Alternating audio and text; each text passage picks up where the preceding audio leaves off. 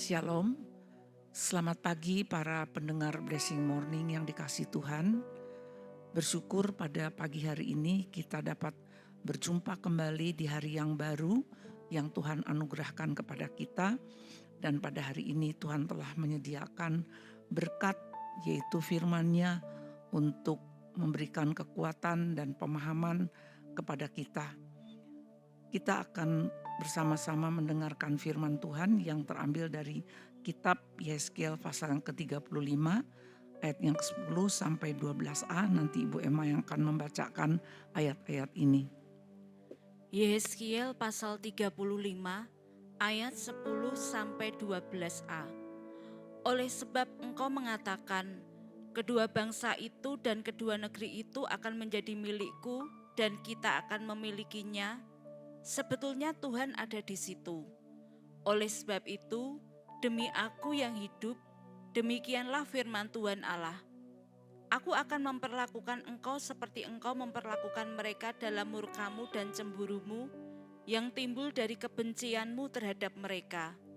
Dan aku akan menyatakan diri kepadamu pada saat aku menghakimi engkau.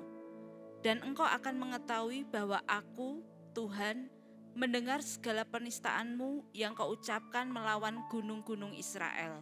Amin. Terima kasih Tuhan Yesus. Kembali pada pagi hari ini kami boleh meluangkan waktu dan hati kami untuk belajar firman Tuhan.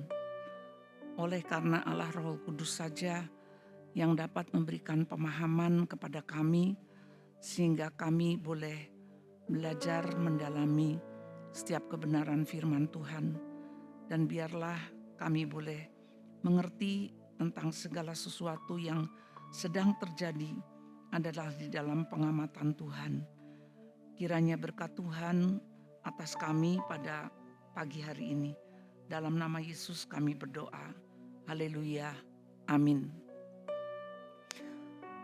Tema renungan pada pagi hari ini adalah Allah pengamat bangsa-bangsa. Pada tahun 587 sebelum Masehi, Yehuda dan Samaria belum memiliki pemerintahan yang kuat.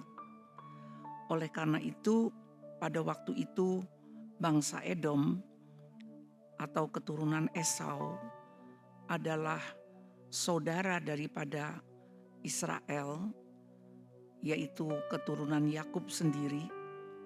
Mereka saling membenci dan mempunyai dendam sejak waktu yang lama.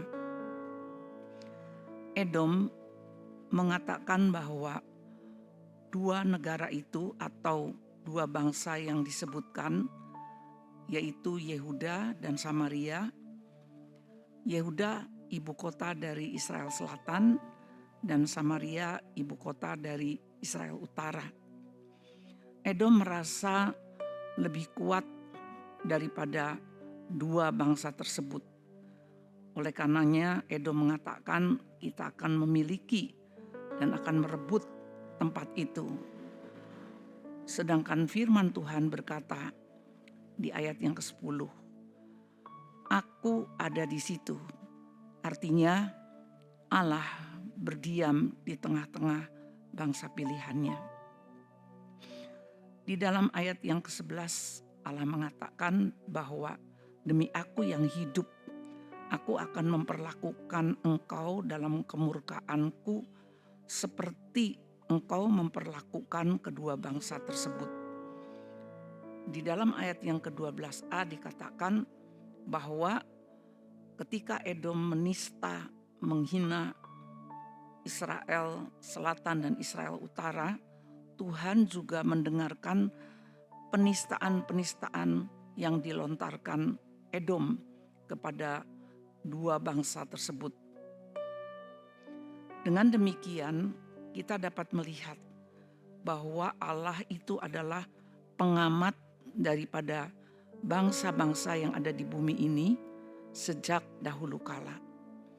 Ada kalanya ketika umat Israel itu juga meninggalkan Allah.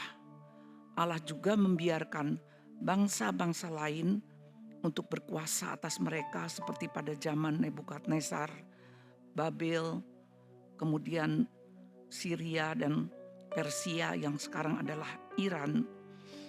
Tetapi ketika Israel itu juga berbalik kepada Allah dan menjadi setia, maka Allah akan membela umatnya. Dengan demikian kita bisa melihat bahwa Edom yang hendak memiliki Israel, menyerang dan merebutnya, pada waktu itu Allah berpihak kepada Yehuda dan Samaria. Keberpihakan Allah kepada umatnya ini tidak hanya semata-mata karena Israel itu adalah miliknya, tetapi segala sesuatu yang terjadi antara bangsa dengan bangsa, semuanya adalah di dalam pengamatan Allah yang Maha Tahu. Allah mengerti siapa yang mempunyai niat, rencana, strategi penyerangan dengan dasar kebencian, atau Allah juga mengerti siapa yang ada di pihak Allah dan yang harus Allah bela dan Allah pertahankan.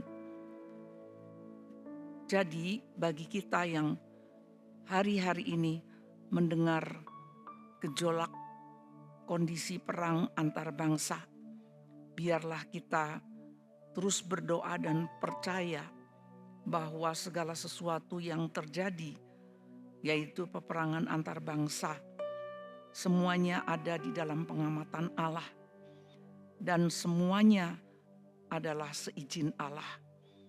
Segala sesuatu yang terjadi tidak ada yang lepas daripada rencananya. Baiklah kita sebagai orang yang percaya dapat belajar dari firman-Nya, sehingga dengan demikian kita tidak terkecoh oleh berita-berita daripada berbagai pengamat yang bisa mempunyai kepentingan sendiri dan mempunyai hal-hal yang menjadi motivasi keberpihakan mereka. Tetapi biarlah kita menantikan keadilan Tuhan, rencana Tuhan yang akan dinyatakan melalui segala gejolak peperangan yang ada sekarang ini. Biarlah kita tetap setia dalam iman kepada Tuhan Allah kita yang sudah berfirman sejak dahulu kala. Amin. Terima kasih Tuhan Yesus. Kami boleh diberikan pengertian melalui firman Tuhan bahwa sesungguhnya Engkau adalah Allah yang menjadi pengamat daripada bangsa-bangsa, dan Engkau adalah Allah yang adil dan benar. Engkau senantiasa setia kepada janji firman-Mu. Engkau juga memberlakukan penghukuman dan penghakiman kepada orang-orang yang menjadi lawan-Mu Tuhan. Tetapi Engkau akan membela kepada orang-orang yang takut akan Engkau. Biarlah kami juga di dalam segala kondisi yang mengerikan setiap saat, kami boleh terus berdoa dan mohon pertolongan Tuhan agar keselamatan yang dari Tuhan dinyatakan kepada semua bangsa-bangsa. Dan biarlah kami tetap hidup taat kepada Tuhan, tidak meninggalkan Engkau sekalipun banyak persoalan, kesukaran di dalam kehidupan kami pada hari-hari ini. Tuhan kiranya menguatkan kami semua. Di dalam nama Tuhan Yesus Kristus kami berdoa dan mengucap syukur. Terimalah berkat Tuhan. Tuhan memberkati engkau dan melindungi engkau. Tuhan menyinari engkau dengan wajah-Nya dan memberikan kasih karunia. Tuhan menghadapkan wajah-Nya kepadamu dan memberikan engkau damai sejahtera. Kiranya berkat anugerah dari Allah Bapa, berkat di atas rumah tangga kita, berkat di atas pekerjaan kita, di atas studi kita, di atas segala aktivitas dan pelayanan kita, kasih setia dari Tuhan Yesus Kristus, serta persekutuan di dalam Allah Roh Kudus, terus senantiasa ada bersama-sama dengan kita. Amin.